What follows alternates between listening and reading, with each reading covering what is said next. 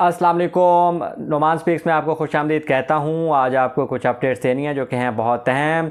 आपने सुना होगा सोशल मीडिया अकाउंट्स पे भी, यूट्यूब चैनल्स पे भी और फिर जो स्पोर्ट्स की वेबसाइट्स हैं वहाँ पे भी बहुत ज़्यादा जिक्र हो रहा है पाकिस्तान के खिलाड़ियों की आईपीएल में शमूलियत का, कि पाकिस्तानी खिलाड़ी खेलने जा रहे हैं इंडियन प्रीमियर लीग।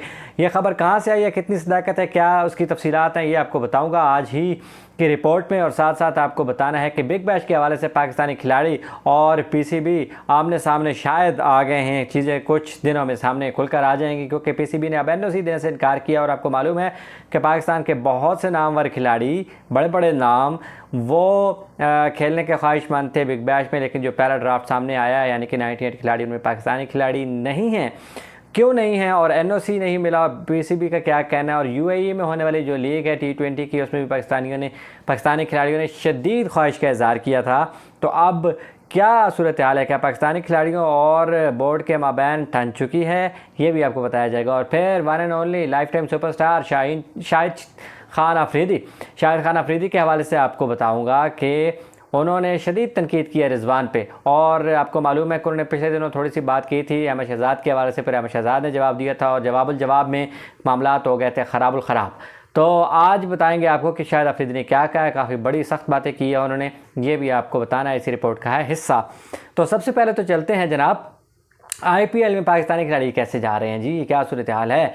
अब इधर तो मैं बात कर रहा हूँ वीडियो में कि पीसीबी जो है वो बिग बैश के एनओसी नहीं दे रहा, तो आप आईपीएल की बात करें। ये आकाश चोपड़ा जो हैं फॉर्मर इंडियन प्लेयर, उन्होंने ये दावा किया है कि अब पाकिस्तानी प्लेयर्स जो हैं वो खेलेंगे, आईपीएल का हिस्सा बनेंगे और वो आएंगे, क्योंकि इंडिया इस चीज़ पे काम कर रहा है कि पाकिस्तानी खिलाड़ी आएँ।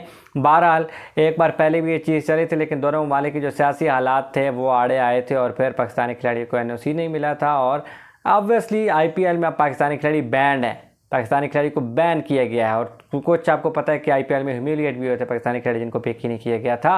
तो अब पाकिस्तानी खिलाड़ी बैन है, तो उनके कहने का मतलब ये है कि आईपीएल ये बैन हटा देगा और फिर आईपीएल ऑफर करेगा पाकिस्तानी प्लेयर्स को कि वो आएँ और आईपीएल का हिस्सा बने और पैसे भी बनाएं और गेम का भी मज़ा दोबाला करेंगे। क्योंकि पाकिस्तानी खिलाड़ी जाएंगे तो पूरा पाकिस्तान इन्वॉल्व होगा और इस तरह की सूरत हाल होगी। आइडियल सिचुएशन है, बिल्कुल आइडियल है, लेकिन होगी कैसे, आपने कैसे कह दिया, ये इतना चर्चा है भाईजान। आकाश चोपड़ा साहब सोच के बात किया करें।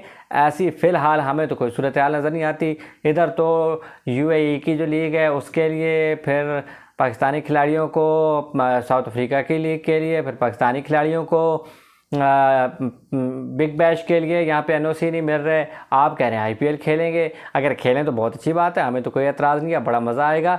लेकिन देखते हैं कि अब होता क्या है। आकाश चोपड़ा की अपनी दरफुतनी, इसको हम उर्दू में कहते हैं, उन्होंने ये छोड़ी है। तो देखते हैं कि किस हद तक कामयाब है, क्योंकि एक दरफुतनी की हमारे चैनल की भी बड़ी बात हो रही है, हमने छोड़ी थी। इधर से बातें हो रही हैं कि एशिया कप में शुएब मलिक को शामिल कर लिया गया है, यानी कि स्क्वाड का वो मोस्ट प्रोबेबली हिस्सा होंगे। इधर से हमने एक वीडियो की हुई है कि शुएब मलिक वर्ल्ड कप में नहीं खेलेंगे। अब बहुत से लोगों ने तनकीद की है कि चैनल पर बेचने के लिए आप कुछ भी करते हैं, यानी कि लाइक्स और व्यूज़ के लिए कुछ भी करेगा, लेकिन नहीं, ऐसा नहीं है। हमने जो खबर आप तक पहुँचाई है उस पर हमारे सोर्स अभी भी अड़े हुए हैं, डटे हुए हैं, बैठे हुए हैं, जमे हुए हैं और कह रहे हैं कि 100% बात ठीक है, इस पे पक्के रहो, जीत होगी आपकी। तो देखते हैं क्या सूरत हाल बनती है। इधर फुतनियाँ तो आती जाती रहती हैं, ये है सोशल मीडिया का दौर, डिजिटल दुनिया है। अच्छा, दूसरी चीज़ बिग बैश के हवाले से पाकिस्तान क्रिकेट बोर्ड ने अब एनओसीज नहीं दिए पाकिस्तानी खिलाड़ियों को। आपको बताऊं कि बाबर, रिजवान, शाहीन, शादाब, हारिस रऊफ़ जो पहले भी खेल चुके हैं, मोहम्मद हसनैन भी खैर खेल चुके हैं, लेकिन हारिस रऊफ़ जैसे बड़े खिलाड़ी, ये सारे पाकिस्तान के जो प्रीमियर सेंट्रल कॉन्ट्रैक्ट के खिलाड़ी हैं, ये इन्होंने इंडिया दिया था और इन्होंने दिलचस्पी जाहिर कर रखी थी बिग बैश खेलने के लिए। लेकिन अब आईपीएल बिग बैश के लिए पीसीबी ने एनओसी नहीं दिए हैं। इस पर पाकिस्तानी खिलाड़ी काफ़ी अरसे से नाला हैं, परेशान हैं और थोड़े से पशेमान भी हैं और कहते हैं कि नहीं, ये बोर्ड ठीक नहीं कर रहा, ये रद्द अमल बोर्ड को चेंज करना पड़ेगा। और अब सुना ये है कि नाराज़गी पाई जाती है, पाकिस्तानी जो बड़े प्लेयर्स हैं, चोटी के प्लेयर्स हैं, उनमें बेचैनी भी पाई जाती है। क्योंकि ऑब्वियस है, पूरी दुनिया जहाँ पे 10,000 कमा रही हो और आप कमा रहे हो टोटल 5 रुपये, तो बहुत ज़्यादा फ़र्क पड़ता है आपको। और आपका कैलिबर भी 20,000 वाला हो तो फ़र्क तो पड़ता है, दिल तो करता है। सबको जो है वो इक्वल अपॉर्चुनिटीज़ कमाने की तो होनी चाहिए, यही वो सोचते हैं। तो इस पे वो फिर कहते हैं कि नहीं। तो पीसीबी कहता है कि जी नेशनल ड्यूटी फर्स्ट, आपका पहले ही कैलेंडर जैम पैक्ड है, आपने पीएसएल खेलनी है, आपके ये सूरत हाल है, आप नहीं खेलेंगे तो हमारे पास है कौन। हम इंडिया की तरह 4-4, 5-5, 6-6 टीमें तो नहीं है ना। देखें अब उनकी बेसी टीम वहाँ पे जाके वेस्ट इंडीज़ में खेल रही है और कैसा खेल रही है। फिर उन्होंने डी टीम शायद भेजी हुई है जिम्बाब्वे में, और पैरेलल भी इंडिया और इंग्लैंड ऐसी टीमें हैं जो पैरेलल टेस्ट, वनडे, ओडीआई खेल सकते हैं। लेकिन हमारे यहाँ फुकदान है, प्लेयर्स हैं बहुत कम और लीग्स हैं बहुत ज़्यादा, मुकाबला है बहुत सख्त, जिस वजह से बहुत मुश्किल हो जाता है कि उनको इस तरह के अपॉर्चुनिटीज़ दी जाएँ। तो नेशनल ड्यूटी फर्स्ट, फिलहाल तो पीसीबी डटा हुआ है, अड़ा हुआ है, जमा हुआ है, और अमीर राजा भी शायद ये नहीं मान रहे हैं। आगे चलते हैं शाहिद आफरीदी साहब की तरफ। शाहिद खान आफरीदी ने एक बार फिर एक बयान दिया है। आजकल तो बयान पे बयान ऐसे दे रहे हैं, ऐसे बयान दे रहे हैं जैसे अंधेरी में शापर आते हैं, यानी कि तूफ़ान में, नेरी में शापर जिसको हम पंजाबी में कहते हैं, तूफ़ान में जिस तरह से शॉपर आते हैं इस तरह से उनके बयान आते हैं। और रोज़ कोई तनकीद होती है, किसी पे गुस्सा होता है, किसी पे टेंट्रम होता है, किसी पे उनका तंज होता है। तो इस बार मोहम्मद रिजवान उनके आगे लपेटे में उन्होंने कहा कि ये जो है ना कि किसी खिलाड़ी का ड्रॉप नहीं होना और उनको जो गारंटी मिल जाती है, ये बहुत ज़्यादा मुतासर करता है परफॉर्मेंस को। और यही हुआ है मोहम्मद रिजवान के मामले में। अगर मोहम्मद रिजवान पर प्रेशर होता और उनको मोहम्मद सरफराज अहमद को खिलाया जाता, मोहम्मद रिजवान पर तरजीह दे के कम से कम टेस्ट में। तो खैर आप देखें कि दोनों का एक जैसे सूरत हाल चल रही है।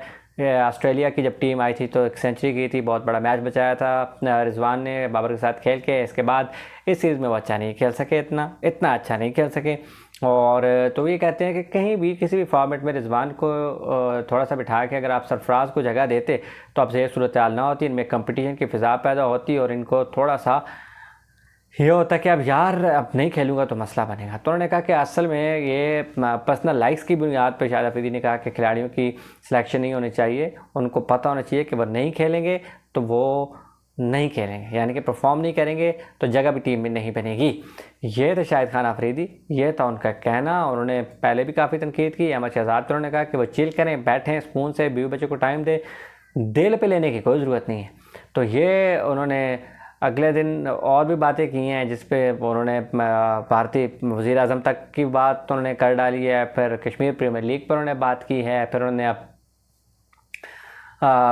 बहुत सारी चीज़ों पे तबसरा शुरू कर रखा है। साथ साथ वो बहुत उनकी जो सराहने वाली चीज़ें, इमदादी सरगर्मियाँ, वो सैलाब आजकल आपको पता है कि बहुत ज़्यादा डेवस्टेटिंग सूरत हाल है, बहुत ज़्यादा तबाही हुई है। तो उन्होंने बहुत ज़्यादा काम किया। शाहिद खान आफरीदी की जो फाउंडेशन है उसने, और साथ साथ उन्होंने जो खिलाड़ियों के लिए जुल्करनैन हैदर और नदीम गौरी जो पाकिस्तान के साबिक़ अंपायर भी हैं, खिलाड़ी भी थे, उनके लिए उन्होंने स्पेशली चेक्स और डिस्ट्रीब्यूशन की जो पूरा माली पैकेज उनको दिया है वो बहुत ही अप्रिशिएबल है।